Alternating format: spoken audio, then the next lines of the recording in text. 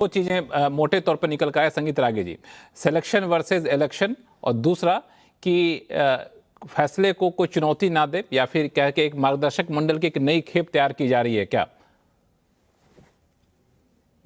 देखिए, जब घर का गार्जियन ताकतवर होता है ना और मजबूत होता है ना, तो वो निर्णय देता है और बच्चे भी उसे मान लेते हैं। लेकिन घर का गार्जियन यदि बहुत कमजोर है, ताकत विहीन है, तो फिर वो निर्णय नहीं दे सकता है। मैं इस बात से सहमत हूं कि भारतीय जनता पार्टी का पार्लियामेंट्री बोर्ड और केंद्रीय नेतृत्व जो निर्णय लेता है, वो यदि तय करता है कि हमें यहां बदलना है और ये हमारी राजनीति के लिए आवश्यक है, तो फिर वो बदलता है। फिर वो मैं उससे सहमत हूं कि उसमें चुनाव उनाव जैसी कोई चीज नहीं है। लेकिन हम ये क्यों भूल जाते हैं कि यहां पर किसी की बपौती नहीं है। इस चीज को देखिए जरा सा, और इसकी गंभीरता को देखिए।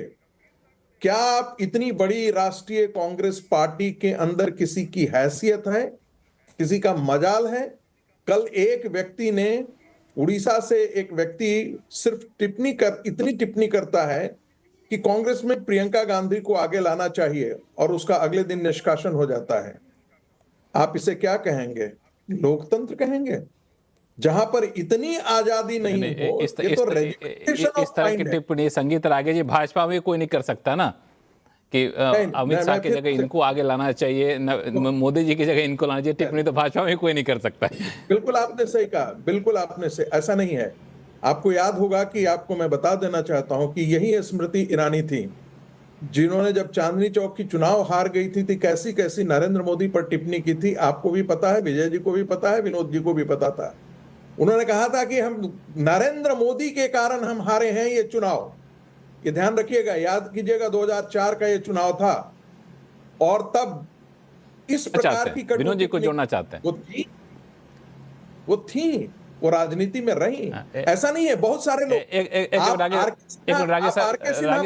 विनोद अग्निहोत्री जी को सुन लेते हैं। को ले लीजिए, मैं आर.के. सिन्हा का उदाहरण दे रहा हूं। आर.के. सिन्हा ने क्या नहीं टिप्पणी की थी भारतीय जनता पार्टी के, इसके बावजूद भी केंद्र में उनको मंत्री बना करके रखा गया था। एक और मैं बात बता देता हूं, जो नकवी साहब जो भारतीय जनता पार्टी में मंत्री रहे कैबिनेट, उन्होंने क्या टिप्पणी की थी भारतीय जनता पार्टी में? इसके बावजूद उदाहरण कांग्रेस में भी बहुत सारे हैं। इस तरह के उदाहरण कांग्रेस भी बहुत सारे हैं। इंदिरा गांधी के खिलाफ वीरेंद्र पाटिल चुनाव लड़े थे, इंदिरा गांधी को अपनी कैबिनेट मंत्री बनाया। सोनिया गांधी के खिलाफ जितेंद्र प्रसाद चुनाव लड़े थे। नहीं जा रहे हैं विनोद जी, अब सुन लीजिए। सोनिया गांधी के खिलाफ जितेंद्र प्रसाद मैं बात करता हूँ वर्तमान राजनीतिक जितेंद्र प्रसाद चुनाव लड़े। जितेंद्र प्रसाद के पूरे परिवार को, उनके बेटे को, जितेंद्र प्रसाद को 10 साल उन्होंने पार्टी में सब कुछ दिया। ऐसे उदाहरण दोनों पार्टियों में है, बीजेपी में भी होंगे, कांग्रेस में भी है ऐसा। और हैसियत जहां तक बात है, भाई सोनिया गांधी के खिलाफ जितेंद्र प्रसाद चुनाव लड़े, पार्टी तो नहीं निकाले गए। उसके बाद शरद पवार, राजेश पायलट और श्रीराम केसरी के भी चुनाव हुआ, वो कोई पार्टी नहीं निकाला गया। तो उदाहरण हर तरह के। अभी हाल में मल्लिकार्जुन खड़गे और संजय थरूर का भी चुनाव हुआ, पार्टी तो संजय थरूर भी निकाले नहीं गए। तो इस तरह के उदाहरण तो दोनों तरफ हैं, एक पक्षी से देखना ठीक नहीं है। और ये उदारता है नेताओं की कि अपने विरोधियों को अगर साथ रखते हैं। मोदी जी की भी उदारता है और सोनिया गांधी की भी उदारता रही है, अटल जी की भी उदारता थी। अटल जी के खिलाफ क्या क्या नहीं कहा गया, उन्होंने भी रखा ये तो। लेकिन अनुशासन और तानाशाही के बीच में जो सीमा रेखा होती है बहुत पतली होती है।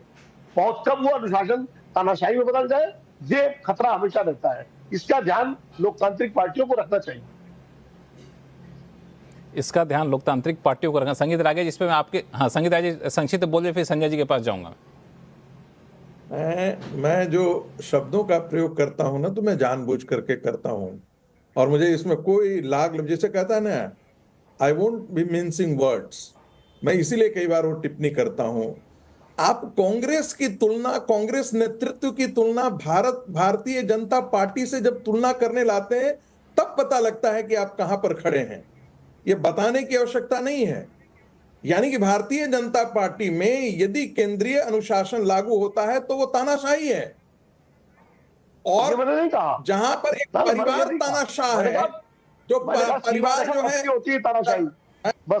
अपनी बात कर लूं, जहां एक परिवार तानाशाह के तौर पर काम करता हो और उस तानाशाह को लोग यहाँ का बौद्धिक तंत्र, और जिसे मैं कहता हूं उसे अपनी आंखों पर बिठा करके चलता हो, अब समझ में आती है, ये हम भी समझते हैं और आपका दर्शक भी समझ रहा होगा कि तानाशाह और लोकतंत्र में क्या फर्क पड़ता है।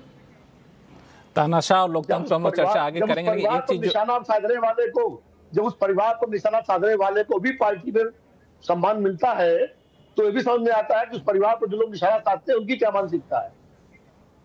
ये दर्शक भी समझते हैं। चलिए, दर्शकों को थोड़ा देर के लिए छोड़ दिया है, लेकिन एक चीज जो विजय विद्रोही जी ने कहा था, मैं उस पर संजय जी का कमेंट लेना चाहूंगा कि इन्होंने कहा कि आप बैठे बैठे ये तय कर विजय त्रिवेदी जी, माफी चाहूंगा, विजय त्रिवेदी जी, कि उन्होंने जो कहा कि बैठे बैठे आप तय कर सकते हैं कि कैसे दूसरी पार्टियों को अगले अध्यक्ष कौन होने वाले हैं। तो नितिन नबीन का चुना जाना, संजय जी, दूसरी पार्टियों के लिए क्या एक मैसेज है? देर सवेर उन लोगों को भी लगा कि नहीं, हम लोग को यह प्रयोग करना चाहिए, बहुत हो गया अब। देखिए, जब हम दूसरी पार्टियों की बात कर रहे हैं, तो अगर हम कांग्रेस की भी बात करें तो कांग्रेस में तो हमें पता नहीं था कि मल्लिकार्जुन खड़गे अध्यक्ष बनेंगे। अगर लेफ्ट की पार्टियों की बात करें तो वहां भी इस बात का पता नहीं होता कि कौन अध्यक्ष बनेगा।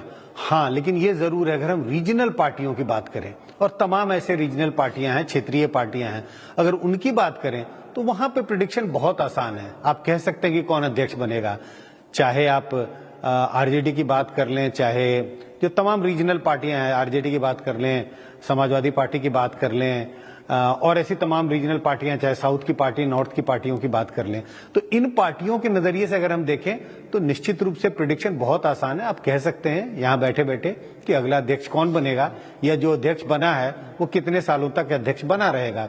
जब तक उसकी क्षमता रहेगी, जब तक फिजिकल रूप से सक्षम रहेगा, तब तक वो अध्यक्ष रह सकता है। लेकिन ये बात बीजेपी के लिए लागू नहीं होता है, और मुझे लगता है ये बात कम से कम पिछला जो प्रयोग कांग्रेस के साथ हुआ, कांग्रेस में नए अध्यक्ष बने हैं, तो कांग्रेस पे भी कमोबेश अभी हम कह सकते हैं लागू हो सकता है।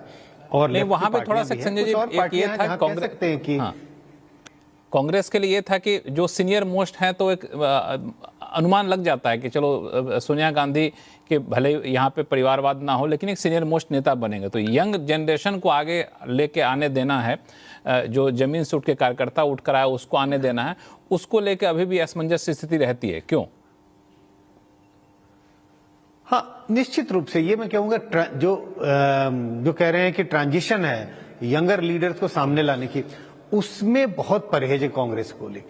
आप अगर मुख्यमंत्रियों को देख लें, और निश्चित रूप से जब हम पार्टी के अध्यक्ष की बात कर रहे हैं, तो वो प्रिडिक्शन कर सकते हैं, कह सकते हैं कि कोई सीनियर नेता ही पार्टी का अध्यक्ष बनेगा, या बहुत सीनियर नेता ही एक राज्य का मुख्यमंत्री बनेगा। हाँ, तो जनरेशनल शिफ्ट को लेकर के कांग्रेस में अभी भी बहुत परहेज है, या आप कह सकते हैं कि बहुत रिजर्वेशन है। लेकिन अगर मैं फिर भी कहूंगा कि अगर जैसे खड़गे जी बने अध्यक्ष, तो चुनाव तो हुआ, 2 लोग चुनाव लड़ रहे थे, चुनाव एक ही को जीतना था, तो ये कह पाना बहुत मुश्किल है कि प्रेडिक्शन बहुत साफ साफ किया जा सकता है। रीजनल पार्टियों के बारे में बहुत साफ कह सकते हैं, बेहिचक और बिना संकोच के, और उसमें कोई गलती भी नहीं होगी कि आप कह सकते हैं कि कौन पार्टी का अध्यक्ष बनने वाला है। अब 2 सवाल है विजय त्रिवेदी जी। एक तो जो आपने उठाया था, संगीत रागी जी ने उसका जवाब थोड़ा सा दिया, लेकिन शायद बच के निकल गए, कि आप दुनिया के सबसे बड़े राजनीतिक दल हैं, तो क्या हम सिलेक्शन के बजाय इलेक्शन पे हमें जाना चाहिए? और दूसरा कि नितिन नबीन की परीक्षा कैसे मानी जाएगी, कि ये प्रयोग सफल रहा, इसका पैमाना क्या होगा?